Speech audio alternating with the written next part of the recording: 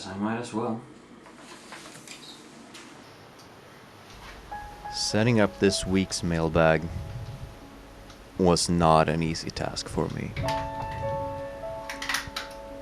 I realize now that whatever these dreams are, they're not normal.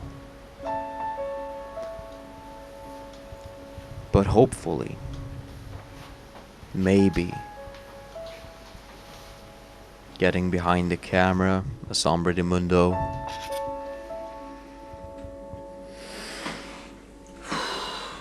I could get my mind off things.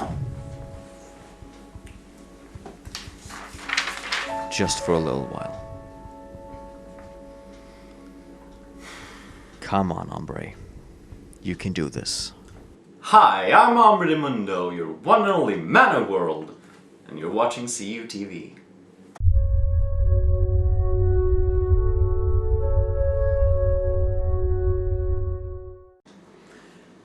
Our first question this week comes from Detective X Factor, who asks, hasn't Ganondorf been officially killed in all 3 time splits? If so, do you think Ganon will be used as the antagonist for another Zelda game, even staged after the end of a timeline? Alright, the thing about Ganondorf is, if you haven't finished Skyward Sword, spoilers. So when Demise dies at the end of Skyward Sword, he says that, even though he's dead, his hatred will live on and be reborn again and again.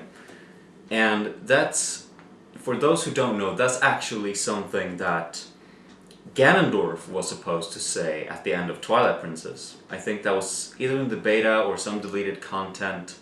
When Ganondorf dies in that game, he holds that speech saying, he's going to come back. And what remains of that speech is the quote that, the history of light and shadow will be written in blood.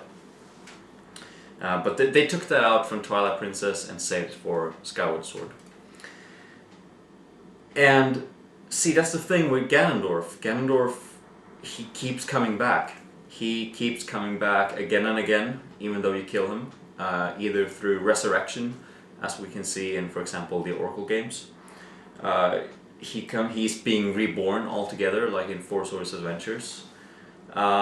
Or in the case of the original Legend of Zelda, he just comes back somehow. We don't know how. So Ganon can definitely be used. The question is, how do you do it in a good way? How do you use Ganondorf in a good way as a recurring enemy? Because a lot of people are kind of sick of Ganondorf. They think that he's been overused. And some people, like me, I want more Ganondorf. I love Ganondorf. So how can they make that work? I think there are a number of ways that you can make that work. One is, like they have kind of done, you can use a different form of that same, Demise hatred essence. Let's call it the essence of evil, right? Demise, Ganondorf, it's the same. It's the same essence of evil. So you can have, a character that, like Demise, technically kind of is the same as Ganondorf, but not really. So you can add a lot of variation through that. What we can also do is, Ganondorf himself has a lot of different forms. Blue Ganon, for instance. I would love to see the return of Blue Ganon with, blue pig, trident, everything. That would be awesome, especially in a 3D game. So, yeah, Ganondorf's gonna keep coming back.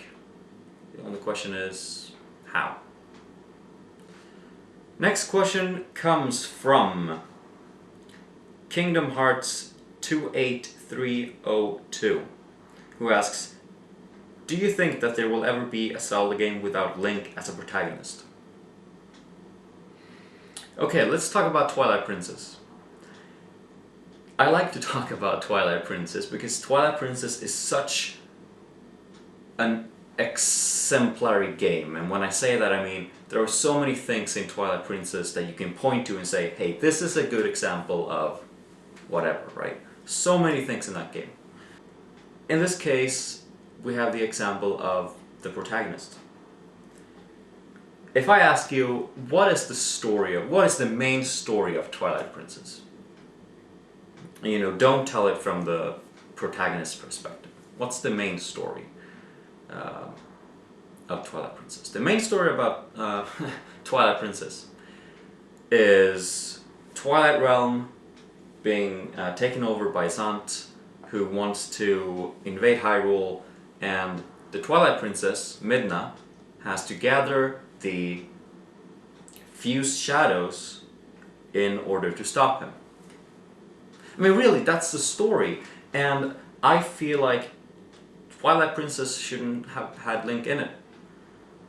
Because Midna was such a good, developed, funny, lovable character. She should have been a protagonist. And if you think about it, I mean, gameplay-wise, because you can't have a Zelda game without Link. Yes, you can. Half of the first half, you get that? Half of the first half of Twilight Princess, you were playing as Midna on her wolf. And rather than having that being a compliment to, you know, the main gameplay with walking around as Link, that Nintendo should have expanded upon that wolf gameplay and made that, you know, everything. Link would have been completely unnecessary to Twilight Princess, and he could have been removed altogether. The game would still have been amazing. You would play as Midna. You would play as this overall awesome character, meeting Zelda, fighting Zant. I mean, you can definitely do that. Is Nintendo going to go through with it? Probably not. Why? Because it's an unnecessary risk. People like Link. People love Link. And a Zelda game without Link would probably turn some players off. And if I was Nintendo, I don't know. I guess I would have said, hey, do we really want to take this risk of getting rid of our, you know, iconic character for the entire franchise? Nah, let's not do that. But they should. If the story permits. If the story would have been a better story without Link, Link shouldn't be in it. Business is business. What can you do? On a related question from SSMit422, do you think that Nintendo would ever try something radical with the Zelda series? I would love to see an MMORPG set in the war just before Ocarina of Time, with Gorons, Zoras, Sheikahs, Hylians, and Gerudo as the various playable characters. Again, no, they probably won't do it. Could they? Definitely. I recall seeing a video of a fan who made a mod for, I think it was Rome Total War. It might have been Medieval 2 Total War, but I'm pretty sure it was Rome, where, you know, all the soldiers were Hylians, Gerudo, Gorons.